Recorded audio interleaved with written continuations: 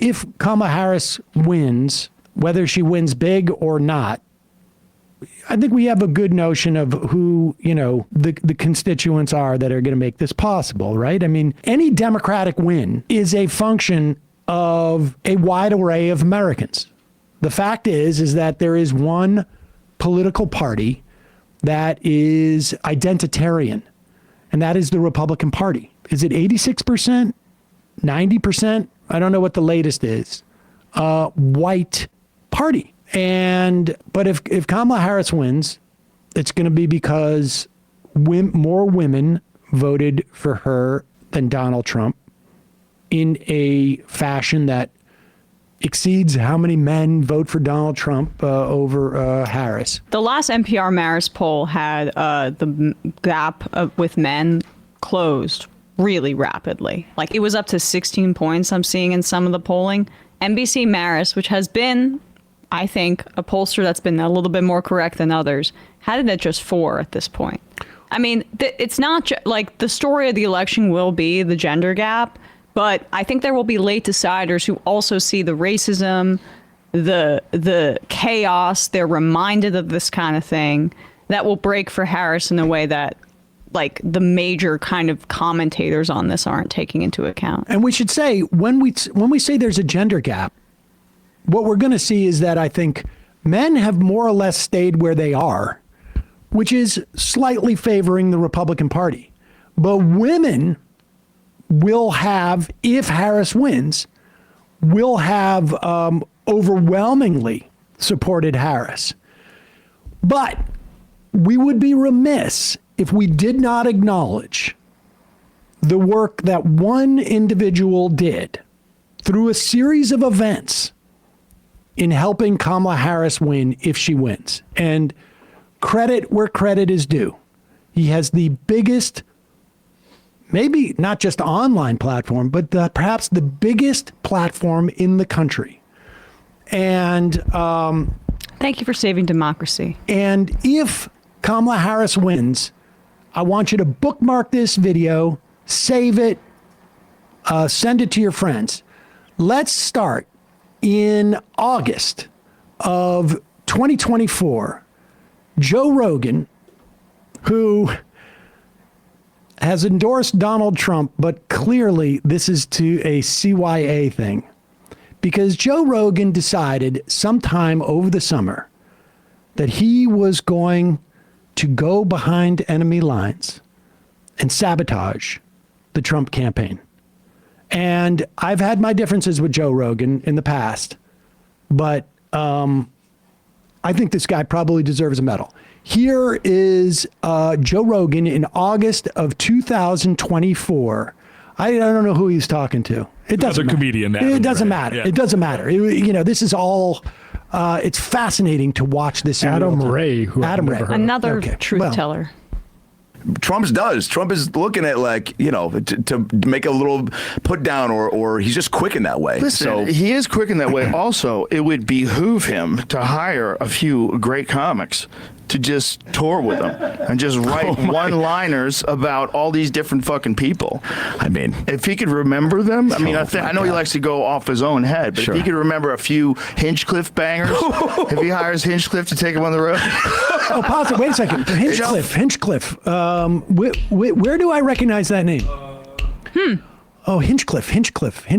The Madison Square Garden. Oh, right. Tony Hinchcliffe. Also in August, Joe Rogan is suggesting to the Trump campaign. Now, it's not like, Rogan has a direct line to the Trump campaign, right? Like, that would mean that he would have had to, like, had Jared Kushner in the green room at the Mothership, his comedy club. Oh, wait a second. Anyways, continue. Bangers, if he hires Hinchcliffe to take him on the road. Do you know how fucking insane that would be? Yeah, dude. Hinchcliffe writing bangers for Trump to shit on people. Bangers. Comedy cures, and it also is, like, sometimes what kind of just pushes things over the top. Pause it. That is, I think, great way very to put it. Astute, and in many respects very foresighted, because comedy does turn that. Now, of course, we know at least part of the story since then. Tony Hinchcliffe goes to the Madison Square Garden, really the premier final rally of the country. I mean, we heard about this for a long time, this Madison Square Garden, because the last time there was an America First rally in New York at Madison Square Garden 85 years ago. Was 85 years ago. And that one, they went full on. They wore the Nazi uniforms. They were Nazis. They were American Nazis. You can Google this. What was the first America First rally? And then you saw the second one, and Hinchcliffe, did the blacks eat watermelons joke, and the Jews are cheap joke, and the Palestinians throw rocks joke, and the Latinos, just keep creating baby stuff. Real throwback comedy that you could have probably found back in the 40s, and the 50s, maybe the 60s. But it was a real sort of reminiscent. And then, of course, he also called Puerto Rico a garbage island. And there is a lot of reason to believe that will seriously impact Donald Trump in the swing states. And here's Joe Rogan, and kudos to this guy. Again, the work that Joe Rogan did here.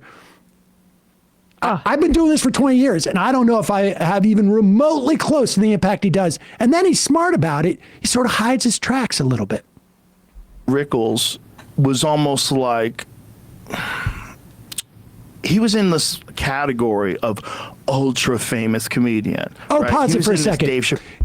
What Rogan is referencing is that Hinchcliffe and others, after Hinchcliffe had this big thing, they were trying to say this was just like Don Rickles appearing at Ronald Reagan's second inaugural ball, where Don Rickles 50 years ago was a comedian who, or I should say, this would have been 40 years ago, was a comedian whose whole thing was roasting people from a stage in the 50s and 60s.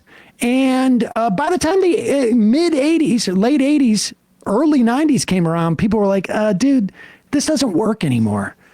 Even though he was very judicious as who he would spread it around. And at that inaugural ball, he made a joke about a young black child who, was set up there and said, be funny, which was pretty funny, actually. And then Rickles said, there's one kid who won't be playing basketball. And then every other joke was at the expense of the Bushes, the Reagans, the Schultzes, and this and that. He spread it around. But again, that was 40 years ago. If you went back, let's say, 70 years, you would see a lot of really inappropriate comedy that existed and so on. But they're using this as some type of excuse. And here's Rogan saying, that doesn't cut it. Again, kudos to Rogan for what he's doing here. This category of ultra famous comedian, right? He was in this Dave Chappelle type category where just seeing Don Rickles, all of a sudden it was a comedy show. Like, oh my God, Don Rickles is here. Tony Hinchcliffe does not have that, right? If Dave Chappelle went up and did 10 minutes in front of Donald Trump or 10 minutes in front of Kamala Harris, that's a different thing. Because it's like he's a cultural icon and you immediately go into stand-up comedy mode. Like, oh shit, Chappelle's here. Right? That's what Don Rickles had with Reagan. Tony doesn't have that. It's a bad thing to do. The whole thing's bad.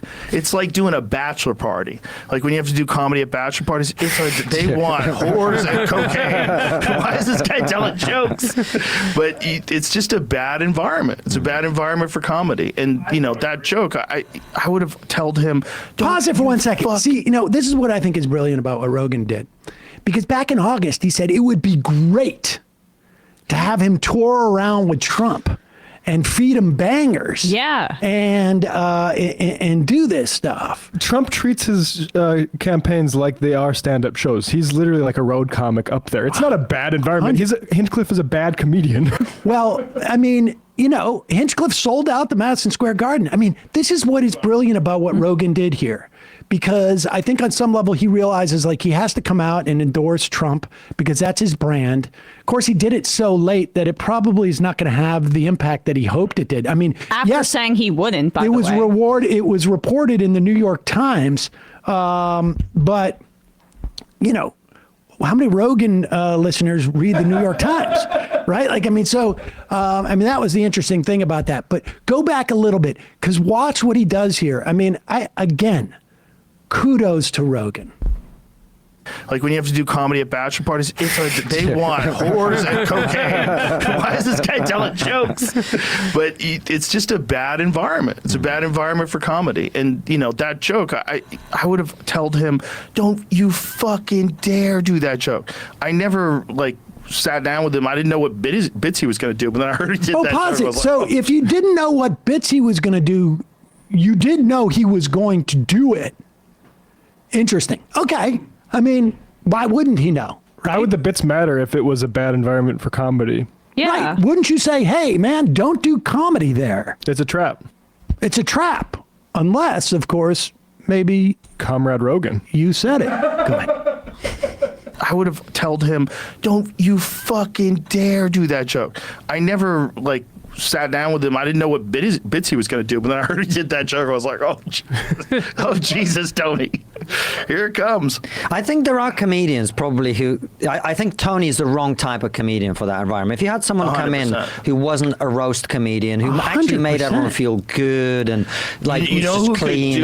who could do it and just talk about cultural Now, issues? pause it and for a get second everybody before we to get laugh? into Jimmy this. Dore. Now, the interesting thing is that somebody obviously did vet these jokes. Now, if Joe Rogan is savvy enough to know, supposedly, that I would have told him never to do that joke. Well, which singular joke is he talking about? Well, all of those jokes. Well, we all know. Right. But, All of that's those the were problem Puerto is Rico everyone one. knows what the joke is. But there's the watermelon joke. There's the like Jew a- joke, the Palestinian Yeah. joke, the Latino joke, or the Puerto Rican joke. But the point is that Joe Rogan claims, I would never tell him to do those jokes in that context. But yet, the people whose job it was to vet every word said on that stage, to oversee the input of every word said on that stage into the teleprompters, said, this is a good idea. Mm-hmm. This is what our people want. because they know. took out a joke that he had prepared where he called Kamala the C word. Yep. They censored the C word joke. All right, but let's just, here's Joe Rogan basically throwing Tony Hinchcliffe under the bus and promoting a different comedian. Yeah, and between- who, now, I know a lot of people would say, you should edit out the name of this person. Because Well, he would do it to us. But go ahead. Wasn't a roast comedian who actually made everyone feel good and You was know just who clean. who could do it and just talk about cultural issues and get everybody to laugh is Jimmy Dore.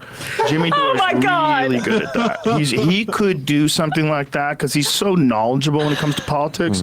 He could bridge the gaps between humor and fact and reality and what we're up against. Yes. He could do that. Let me try It's and do not this. Tony's because wheelhouse. One thing is, you can't vote for Kamala. Everybody's going to be wearing a mask, a diaper on their face. Yeah, the Face diaper, and then they're going to be, we're going to have no shots and get rid of the fluoridation.